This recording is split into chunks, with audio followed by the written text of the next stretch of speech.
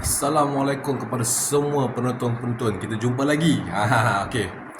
Ah, teori tak ada pakai teori. Sebelum ni video pasal isu Rohingya dan video sebelum ni pasal AX. Okey, hari ni aku akan tunjuk kat korang skuter AX yang selalu orang duk cakap gempa-gempa pasal temperature lah. Okey, jom aku tunjuk kat korang, jom.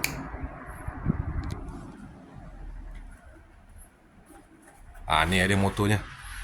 Motor AX 200 jadi kalau korang nak tengok dia punya suhu temperature dekat sini ya.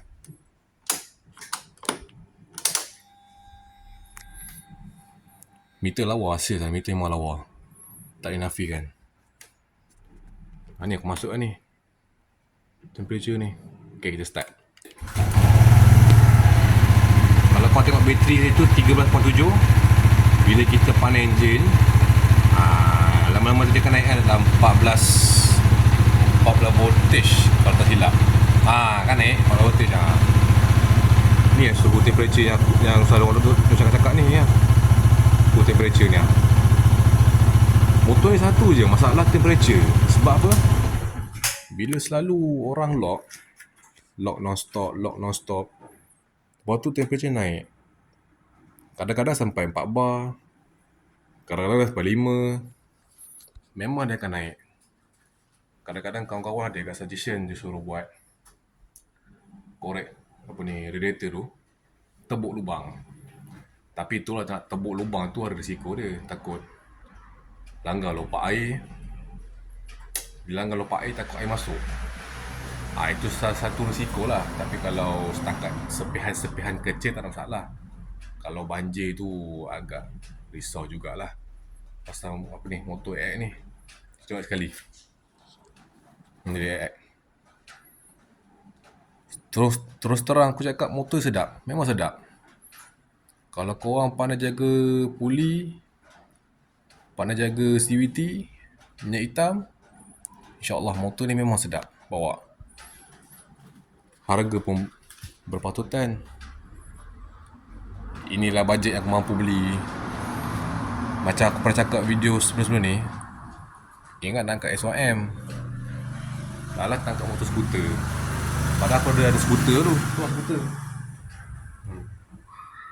Padahal skuter dah ada lah. Sebab dulu aku pernah pakai LC, jadi aku nak buat perubahan lah. Nak tukar motor lain. Kita lain skuter lah. Sebab ramai pakai skuter sekarang ni. Orang taman pun banyak pakai skuter. Ada ADV, ada zone test. Tapi ikut bajet lah. Jangan terlampau ikut orang, ikut bajet. Kalau bajet tinggi, tak apa, boleh angkat motor mahal. Kalau setakat bajet rendah, nak beli motor mahal, apa tu yang sakit berhutang.